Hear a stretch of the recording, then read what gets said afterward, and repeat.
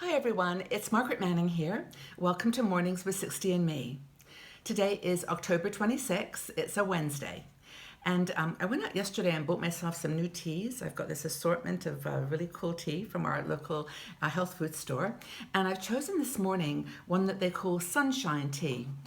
And it's got lemon, ginger, it's got myrtle and orange peel. It's kind of a fruity drink, and it's really lovely. So I've got my cup of tea this morning, and settle down and have yours or a coffee if you prefer. And I'll go through the news of the day.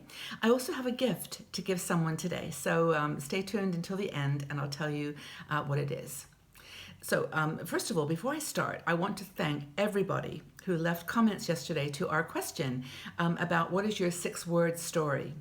We asked for you to come up with 6 words that kind of described your life or a moment in your time right now.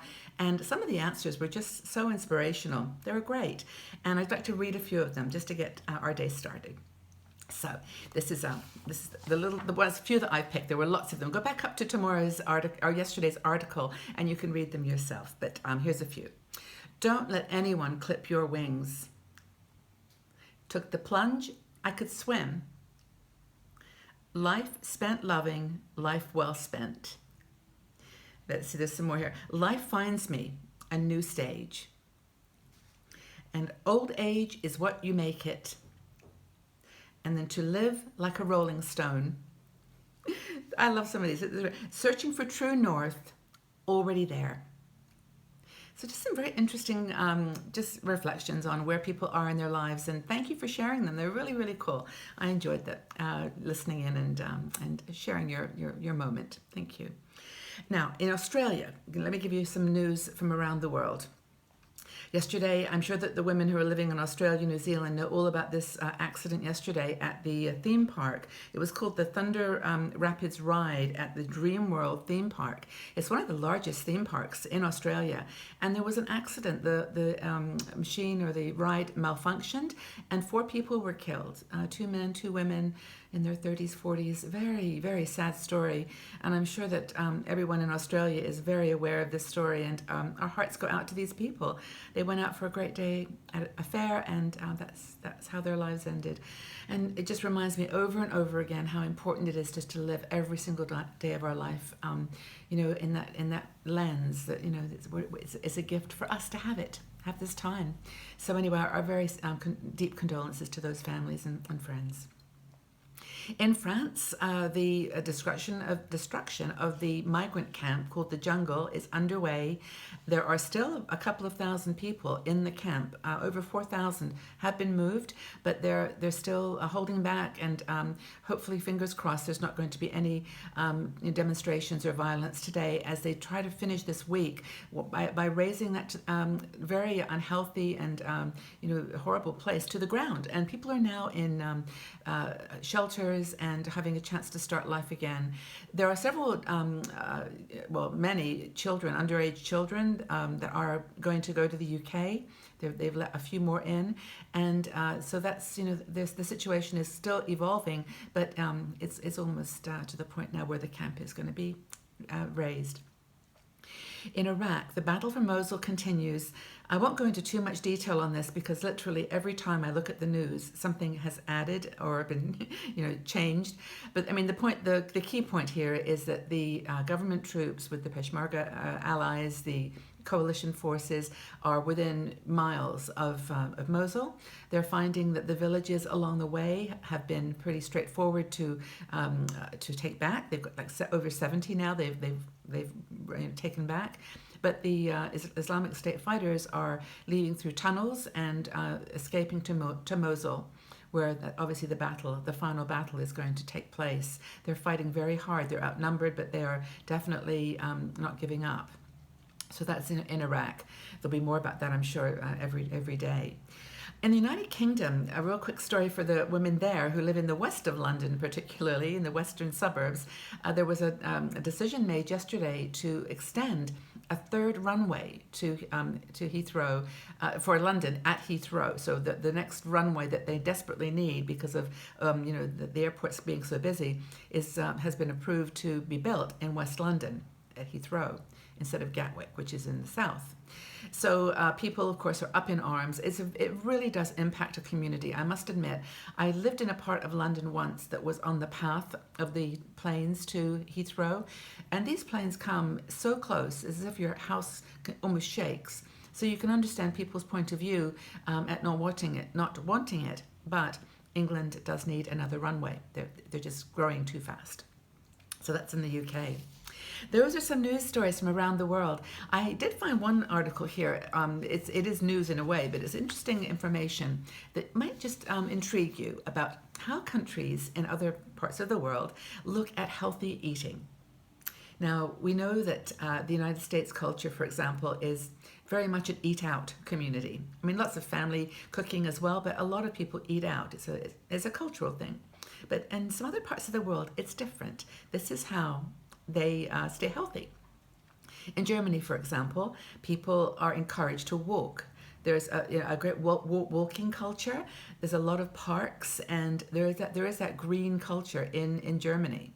In Australia, there's a combination or a uniting of body health and brain health, so coordination, and they do a lot of activities and games that drive that fusion. So they coordination along with exercise is a big Australia thing.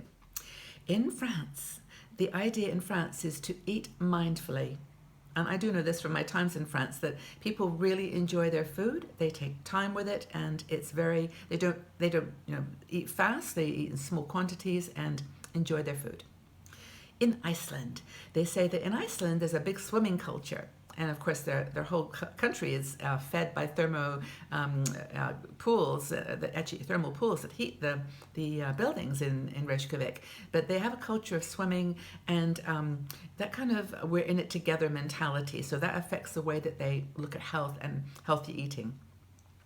In India, this is an interesting one. I hadn't even thought of it, but in India, people tend to walk barefoot, or a lot of people walk barefoot. And that pressure on the feet is really good for you. You know, the nerve endings in your feet kind of match to the healthy parts of your body. So healthy aging in India is maybe connected to a little bit of that, letting your feet touch the ground. In Japan, interesting analysis about Japan. They are very focused on cleanliness. They bathe almost every day, and they use mineral water in their baths. So they are very healthy in that respect. And there's a few others here, I'll go on. But I mean, the UK, they say at the end, is a very family home cooking culture. People tend to make, shepherd's pies and all these wonderful homemade recipes. And that gives them a healthy approach to aging as well. So I don't know whether any of that makes any sense in your particular case, but I think it just shows that everyone looks at health and healthy living a little differently around the world. Oh, by the way, just before I forget, today is there's two funny days today to celebrate, and they're related to food. One is Pumpkin Day today. Not surprising, we're coming up to Halloween and the season for pumpkins. And it's also a mincemeat day. And those of you who live in the UK will know what mincemeat is. It's not meat, it's a fruity sort of concoction made out of various fruits and raisins, and people make it in mince pies, which are really traditionally at Christmas in December, but today is mincemeat day. So you can make something out of pumpkins or mincemeat today. This is your opportunity. All right, so I do have a story here now that is a feel-good story that is about someone that maybe we can just look up to and think is doing something that was hard and making the best of life. And I've actually asked you about stories you'd like us to cover on Mornings with 60 and Me. And inspirational stories is something that you've asked for. So I'm going to tell you today about someone called Valentin Badic. Valentin lives in Russia. He lives in a town called, Yekaterinburg. I'm sure I pronounced that wrong. But anyway, he's in Russia. And he was interviewed by a group called The Age of Happiness. They have a great website. I've mentioned them before. They go out and talk to people over 60, 70 who are doing cool things with their lives. And it's a really fun place to go and just check out daily who they feature. But they talked to this gentleman, Valentin, and he is called the Elvis Presley in his town because he loves to dance.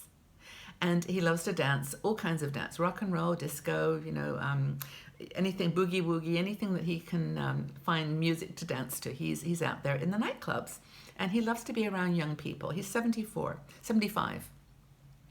Anyway, Valentin, I didn't have an easy life. He had several medical issues when he was younger, and one that got him to, it was a very painful back problem, and he went to the doctor, who tried to convince him to do an operation to put some replacement parts in his back. And he said, I don't think I'm going to do that. He looked at people who'd had the operation. They were still on canes and crutches, and he said, I'm going to just do it my way. So he went out and researched foods and healthy things to eat, but then he started moving, and he started doing our one day step program, which is he started by walking up one flight of stairs one day, and then the next day he tried 2, and then the next day 3. And we've written about this, how it's so important if you're having trouble getting going with something, that exercise or some kind of movement, to just start one day at a time and just achieve something more each day. So you're going to go for a walk, go walk for 5 minutes, increase it to 10, 15, and then get up to 40-minute walk. Anyway, this gentleman did this. He decided to every day increase his capacity to get moving. So he did walking, and then he did other kinds of exercise, and then he did dancing. And he thought, this is fun. This is great. I love this.